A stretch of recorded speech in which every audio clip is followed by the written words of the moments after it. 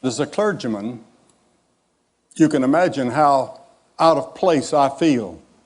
I feel like a fish out of water, or maybe an owl out of the air. I was preaching in San Jose some time ago, and my friend Mark Kwame, who helped introduce me to this conference, brought several CEOs and leaders of some of the companies here in the Silicon Valley to have breakfast with me, or I with them. And I was so stimulated and had such, it was an eye-opening experience to hear them talk about the world that is yet to come through technology and science. I know that we're near the end of this conference, and some of you may be wondering why they have a speaker from the field of religion. Richard can answer that because he made that decision. But some years ago, I was on an elevator in Philadelphia coming down. I was to address a conference at a hotel. And on that elevator, a man said, "I hear Billy Graham is staying in this hotel." And another man looked in my direction and said, "Yes, there he is. He's on this elevator with us." And this man looked me up and down for about 10 seconds, and he said, "My, what an anticlimax."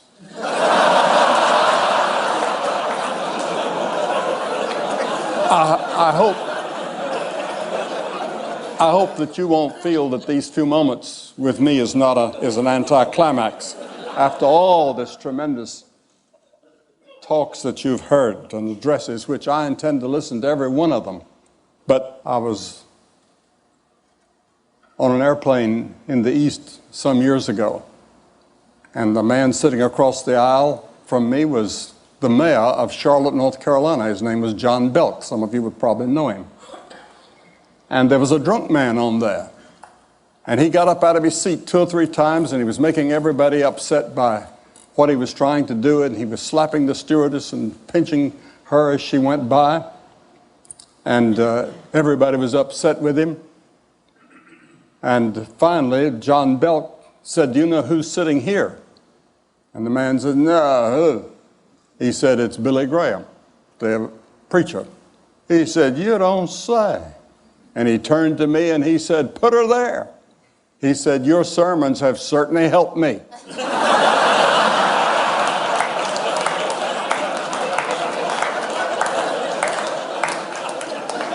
And I suppose that that's true with thousands of people.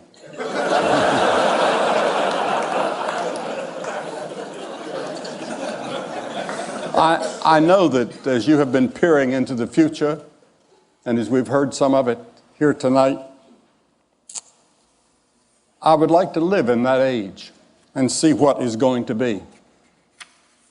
But I won't, because I'm 80 years old. This is my 80th year. And I know that my time is brief. I have phlebitis at the moment in both legs. And that's the reason I had to have a little help in getting up here, because I have Parkinson's disease in addition to that, and some other problems that I won't talk about. But this is not the first time that we've had a technological revolution. We've had others. And there's one that I want to talk about. In one generation, the nation of the people of Israel had a tremendous and dramatic change that made them a great power in the Near East. A man by the name of David came to the throne, and King David became one of the great leaders of his generation. He was a man of tremendous leadership. He had the favor of God with him. He was a brilliant poet, philosopher, writer, soldier, with strategies in battle and conflict that people study even today. But about 2 centuries before David, the Hittites had discovered the secret of smelting and processing of iron. And slowly that skill spread, but they wouldn't allow the Israelis to look into it or to have any. But David changed all of that, and he introduced the Iron Age to Israel. And the Bible says that David laid up great stores of iron, in which archaeologists have found that in present-day Palestine, there are evidences of that generation. Now, instead of crude tools made of sticks and stones, Israel now had iron plows and sickles and hoes and military weapons. And in the course of 1 generation, Israel was completely changed. The introduction of iron in some ways had an impact, a little bit like the microchip has had on our generation.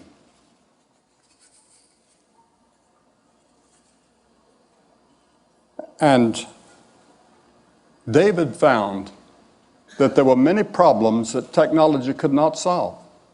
There were many problems still left, and they're still with us, and you haven't solved them. And I haven't heard anybody here speak to that. How do we solve these 3 problems that I'd like to mention? The first one that David saw was human evil. Where does it come from? How do we solve it? Over again and again in the Psalms, which Gladstone said was the greatest book in the world, David describes the evils of the human race. And yet he says, He restores my soul. Have you ever thought about what a contradiction we are? On one hand, we can probe the deepest secrets of the universe and dramatically push back the frontiers of technology, as this conference vividly demonstrates. We've seen under the sea, or 3 miles down, or galaxies hundreds of billions of years out in the future. But on the other hand, something is wrong. Our battleships, our soldiers are on a frontier now almost ready to go to war with Iraq. Now, what causes this? Why do we have these wars in every generation and in every part of the world, and revolutions? We can't get along with other people, even in our own families. We find ourselves in the paralyzing grip of self-destructive habits we can't break. Racism and injustice and violence sweep our world, bringing a tragic harvest of heartache and death. Even the most sophisticated among us seem powerless to break this cycle. I would like to see Oracle take up that, or some other technological geniuses work on this. How do we change man so that he doesn't lie and cheat, and our newspapers are not filled with stories of fraud in business or labor or athletics or wherever? The Bible says the problem is within us, within our hearts and our souls. Our problem is that we're separated from our Creator, which we call God. And we need to have our souls restored, something only God can do. Jesus said, "For out of the heart come evil thoughts, murders, sexual immorality, theft, false testimony, slander." The British philosopher Bertrand Russell was not a religious man, but he said, it's in our hearts that the evil lies, and it's from our hearts that it must be plucked out. Albert Einstein, I was just talking to someone when I was speaking at Princeton, and I met Mr. Einstein. He didn't have a doctor's degree because he said nobody was qualified to give him one. But he made this statement. He said, it's easier to denature plutonium than to denature the evil spirit of man. And many of you, I'm sure, have thought about that and puzzled over it. You've seen people take beneficial technological advances, such as the internet we've heard about tonight, and twist them into something corrupting. You've seen brilliant people devise computer viruses that bring down whole systems. The Oklahoma City bombing was simple technology, horribly used. The problem is not technology. The problem is the person or persons using it. King David said that he knew the depths of his own soul. He couldn't free himself from personal problems and personal evils that included murder and adultery. Yet King David sought God's forgiveness and said, you can restore my soul. You see, the Bible teaches that we're more than a body and a mind. We are a soul. And there's something inside of us that is beyond our understanding. That's the part of us that yearns for God or something more than we find in technology. Your soul is that part of you that yearns for meaning in life and which seeks for something beyond this life. It's the part of you that yearns really for God. I find young people all over the world are searching for something. They don't know what it is. I speak at many universities, and I have many questions and answer periods, and whether it's Cambridge or Harvard or Oxford, I've spoken at all those universities. I'm going to Harvard in about it's about 2 months from now to give a lecture. And I'll be asked the same questions that I was asked the last few times I've been there. And it'll be on these questions. Where did I come from? Why am I here? Where am I going? What's life all about? Why am I here? Even if you have no religious belief, there are times when you wonder that there's something else. Thomas Edison also said, when you see everything that happens in the world of science and in the working of the universe, you cannot deny that there's a captain on the bridge. I remember once I sat beside Mrs. Gorbachev at a White House dinner. I went to Ambassador Dobrynin, whom I knew very well, and I'd been to Russia several times, under the communists, and they'd given me marvelous freedom that I didn't expect. And I knew Mr. Dobrynin very well, and I said, I'm going to sit beside Mrs. Gorbachev tonight. What should I talk to her about? And he surprised me with the answer. He said, talk to her about religion and philosophy. That's what she's really interested in. I was a little bit surprised, but that evening, that's what we talked about. And it was a stimulating conversation. And afterwards she said, you know, I'm an atheist, but I know that there's something up there higher than we are. The second problem that King David realized he could not solve was the problem of human suffering. Writing the oldest book in the world was Job, and he said, man is born into trouble as the sparks fly upward. Yes, to be sure, science has done much to push back certain types of human suffering. But in a few months, I'll be 80 years of age. I admit that I'm very grateful for all the medical advances that have kept me in relatively good health all these years. My doctors at the Mayo Clinic urged me not to take this trip out here to be here. I haven't given a talk in nearly 4 months. And when you speak as much as I do, 3 or 4 times a day, you get rusty. That's the reason I'm using this podium and using these notes. Every time you ever hear me on the television or somewhere, I'm ad-libbing. I'm not reading. I never read an address. I never read a speech or a talk or a lecture. I talk ad lib. But tonight I've got some notes here so that if I begin to forget, which I do sometimes, I've got something I can turn to. But even here among us, in the most advanced society in the world, we have poverty.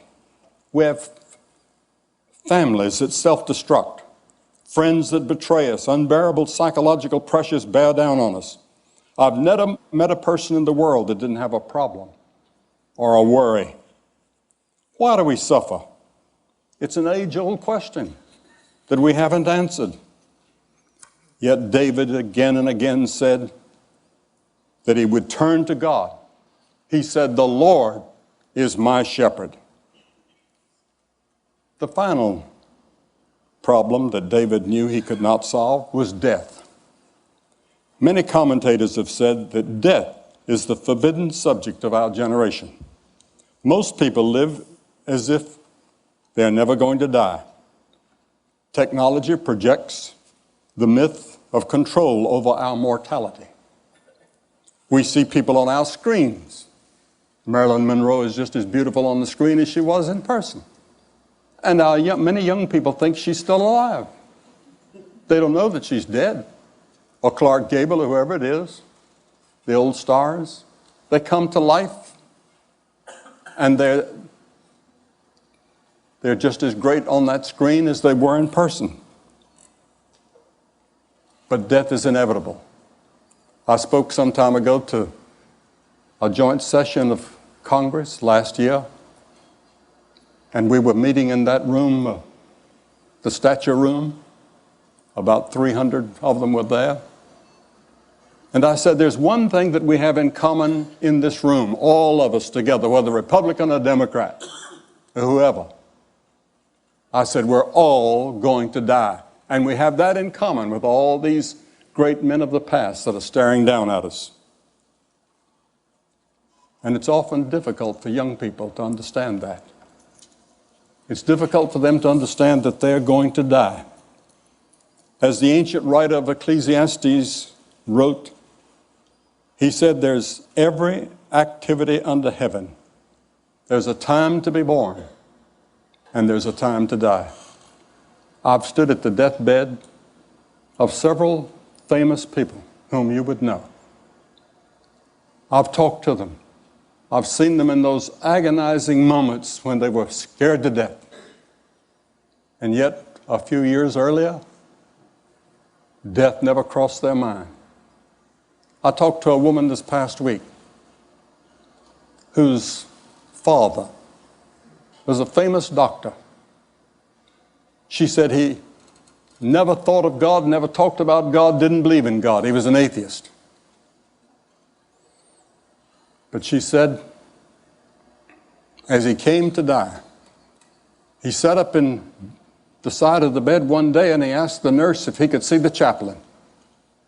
And he said for the first time in his life, he thought about the inevitable and about God. Was there a God? A few years ago, a university student asked me, what is the greatest surprise in your life? And I said, the greatest surprise in my life is the brevity of life. It passes so fast. But it does not need to have to be that way. Wernher von Braun, in the aftermath of World War II, concluded, quote, science and religion are not antagonists. On the contrary, they're sisters. He put it on a personal basis. I knew Dr. von Braun very well. And he said, speaking for myself, I can only say that the grandeur of the cosmos serves only to confirm a belief in the certainty of a creator. He also said, in our search to know God, I've come to believe that the life of Jesus Christ should be the focus of our efforts and inspiration. The reality of this life and his resurrection is the hope of mankind. I've done a lot of speaking in Germany and in France and in different parts of the world, 105 countries it's been my privilege to speak in. And I was invited one day to visit Chancellor Adenauer, who was looked upon as sort of the founder of modern Germany since the war. And he said to me, he said, "Young man," he said, "do you believe in the resurrection of Jesus Christ?" And I said, "Sir, I do." He said, "So do I." He said, "When I leave office, I'm going to spend my time writing a book on why Jesus Christ rose again and why it's so important to believe that." In one of his plays, Alexander Solzhenitsyn depicts a man dying who says to those gathered around his bed, "The moment when it's terrible to feel regret is when one is dying. How should one live in order not to feel regret when one is dying?" Blaise Pascal asked exactly that question in 17th century France. Pascal has been called the architect of modern civilization. He was a brilliant scientist at the frontiers of mathematics, even as a teenager. He is viewed by many as the founder of the probability theory and a creator of the first model of a computer. And of course, you're all familiar with the computer language named for him. Pascal explored in depth our human dilemmas of evil, suffering, and death. He was astounded at the phenomena we've been considering, that people can achieve extraordinary heights in science, the arts, and human enterprise, yet they also are full of anger, hypocrisy, and self-hatreds. Pascal saw us as a remarkable mixture of genius and self-delusion. On November 23rd, 1654, Pascal had a profound religious experience. He wrote in his journal these words, "I submit myself absolutely to Jesus Christ, my Redeemer." A French historian said 2 centuries later, "Seldom has so mighty an intellect submitted with such humility to the authority of Jesus Christ." Pascal came to believe not only the love and the grace of God could bring us back into harmony, but he believed that his own sins and failures could be forgiven, and that when he died, he would go to a place called heaven. He experienced it in a way that went beyond scientific observation and reason. It was he who penned the well-known words, "The heart has its reasons, which reason knows not of." Equally well known is Pascal's wager. Essentially, he said this: if you bet on God and open yourself to his love, you lose nothing, but even if you're wrong. But if instead you bet that there is no God, then you can lose it all in this life and the life to come. For Pascal, scientific knowledge paled beside the knowledge of God. The knowledge of God was far beyond anything that ever crossed his mind. He was ready to face him when he died at the age of 39. King David lived to be 70, a long time in his era. Yet he too had to face death. And he wrote these words, "Even though I walk through the valley of the shadow of death, I will fear no evil, for you are with me." This was David's answer to the 3 dilemmas of evil, suffering, and death. It can be yours as well as you seek the living God and allow him to fill your life and give you hope for the future. When I was 17 years of age, I was born and reared on a farm in North Carolina. I milked cows every morning and had to milk the same cows every evening when I came home from school. And there were 20 of them that I was responsible for. And I worked on a farm and tried to keep up with my studies. I didn't make good grades in high school. I didn't make them in college until something happened in my heart. One day I was faced face to face with Christ. He said, I'm the way, the truth, and the life. Can you imagine that? I am the truth. I'm the embodiment of all truth. He was a liar. Or he was insane. Or he was what he claimed to be. Which was he? I had to make that decision. I couldn't prove it. I couldn't take it to a laboratory and experiment with it. But by faith, I said, I believe him. And he came into my heart and changed my life. And now I'm ready when I hear that call to go into the presence of God. Thank you, and God bless all of you.